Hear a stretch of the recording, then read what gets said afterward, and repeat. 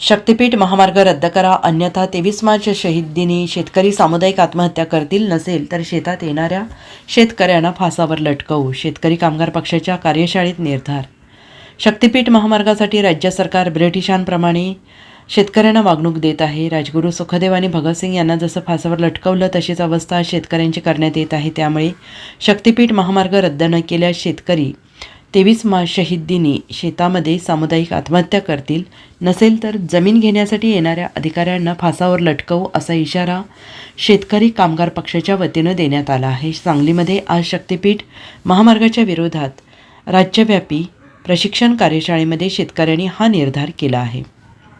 शक्तीपीठ महामार्गासाठी शेतातून जो महामार्ग जातो त्याचा शेताचा मोबदला काही मिळणार नाही. उलट शेतकऱ्यांनी जे पिकवलेलं धान्य असेल त्याचं मोठ्या प्रमाणात नुकसान होणार आहे आणि शेतकऱ्यांचं नुकसान होणार आहे. यावर जी काय उपजीविका असेल त्याचंही मोठ्या प्रमाणात नुकसान होणार आहे. महामार्ग होणार नसून त्याचा फायदा हा उद्योजकांना होणार आहे. त्यामुळे शक्तीपीठ महामार्ग होऊ नये यासाठी शेवटपर्यंत लढा देणार असल्याचं शेतकरी नेते घनश्याम नलावडे यांनी म्हटलं आहे.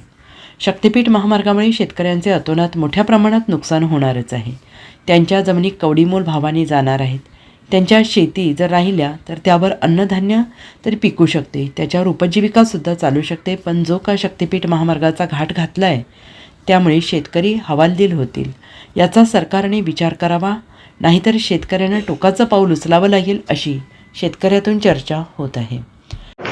राज्यभरामध्ये सुरू असलेले राष्ट्रीय महामार्ग असतील, राज्य महामार्ग असतील, ह्या सगळ्या महामार्गामध्ये आत्ता आपल्या पश्चिम महाराष्ट्रात असेल किंवा ह्या 12 जिल्ह्यातून जात असलेला हा जो शक्तीपीठ महामार्ग आहे, हा शक्तीपीठ महामार्ग हा मुख्यमंत्र्यांनी आपल्या जे मनगुटीवर त्यांच्या स्वतःच्या ह्याच्यासाठी त्यांना स्वतःला हा महामार्ग करायचा आहे आणि त्यासाठी हा महामार्ग जो शेतकऱ्यांच्या मुंडीवर लादलेला आहे, हा शक्तीपीठ महामार्ग रद्दच झाला पाहिजे ही प्रमुख भूमिका घेऊन, त्याचबरोबर इतर जे महामार्ग आहेत त्या महामार्गामध्ये जिथं भूसंपादन सुरू आहे, जिथं अगदी अत्यल्प मोबदला दिलेला आहे, त्याही महामार्गामध्ये शेतकऱ्याचे जिथं अन्याय झालेला आहे त्या सर्व शेतकऱ्यांना एकत्रित करून ह्या सगळ्या शेतकऱ्यांची चर्चा झाली पाहिजे, एकमेकाचा एक समन्वय झाला पाहिजे. म्हणून आज सांगली येथे शेतकरी कामगार पक्षाच्या कार्यालयामध्ये शेका पक्षाच्या वतीने आज आम्ही एक कार्यशाळा आयोजित केलेली आहे. या कार्यशाळेमध्ये 2 सत्रामध्ये ही चर्चा सुरू आहे. त्यामध्ये पहिल्या सत्रामध्ये मान्यवरांचं आज मार्गदर्शन झालेलं आहे. त्यामध्ये डॉक्टर भारत पाटणकर यांनी सुद्धा विस्तृतपणे मार्गदर्शन केलेलं आहे. त्यांनी हा लढा तळागाळातून कसा उभा करायचा आणि आलेलं हे मानगुटीवरचं भूत कसं उलटून लावायचं याबद्दलचं विस्तृत मार्गदर्शन केलेलं आहे.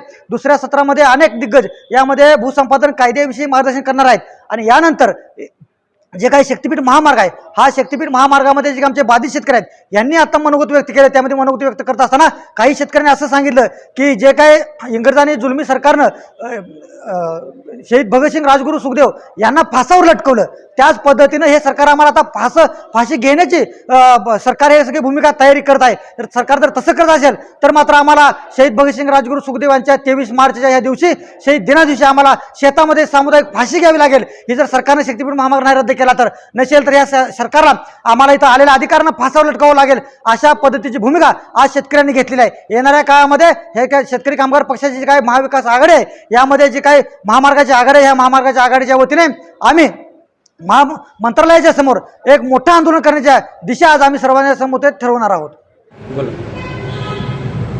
आज दिवसभराची जी चर्चा सत्र आहे ते खरं म्हणजे शक्तीपीठ महामार्गाच्या संदर्भामध्ये जी काही भूमिका घ्यायची आहे ती विरोधाची भूमिका तर घेतलेलीच आहे, परंतु नेमका विरोध म्हणजे कोणत्या पद्धतीनं करायचा, कोणत्या आधारावर करायचा, त्यासाठी कोणते कायदे हे आपल्याला पोषक आहे आणि कुठल्या मार्गाने पुढं जायचं यासाठीचं ही कार्यशाळा आहे. या कार्यशाळेमध्ये मांडण्या झालेल्या आहेत. सर्वसाधारणपणे जी माणसं शक्तीपीठ महामार्गामुळं बाधित होणार आहेत, जे शेतकरी, ते शेतकरी आणि जी बाधित होणार नाहीत त्याच गावांचे, परंतु त्यांना या विरोधासाठी संघटित करायचं आहे. कारण तसा पुणे बेंगलोर जुना महामार्ग हा एकदा रुंद झाला, दुसऱ्यांदा रुंद झाला आणि आता तिसऱ्यांदा रुंद करायचं चाललेलं आहे. त्यामुळं शक्तीपीठसुद्धा इथं थांबेल असं काही नाही. या सगळ्या प्रचारातून सगळी गावोच्या गावं आपल्याबरोबर कशी उभी करायची अशी चर्चा सकाळपासून झालेली आहे.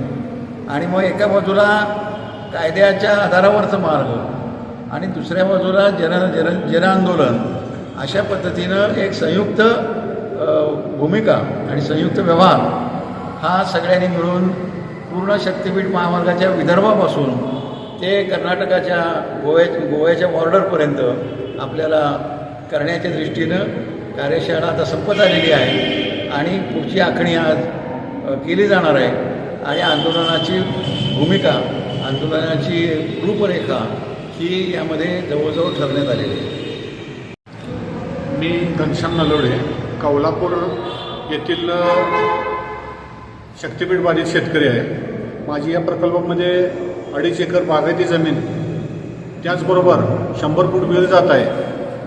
आम्ही हा महामार्ग कदापिही सहन करणार नाही, कारण ह्या मार्गाला समांतर असताना नागपूर रत्नागिरी हा महामार्ग असताना सरकार हा महामार्ग आमच्यावर कशासाठी लादते हे समजायला मार्ग नाही. त्यामुळे आम्ही या महामार्गाला 1 इंचही जमीन देणार नाही, अशी आम्ही आज या कार्यशाळेत मागणी केलेली आहे किंवा बऱ्यापैकी सर्व शेतकऱ्यांचे यावर सहमती झालेली आहे. Bureau report SBN Marathi, Sangli.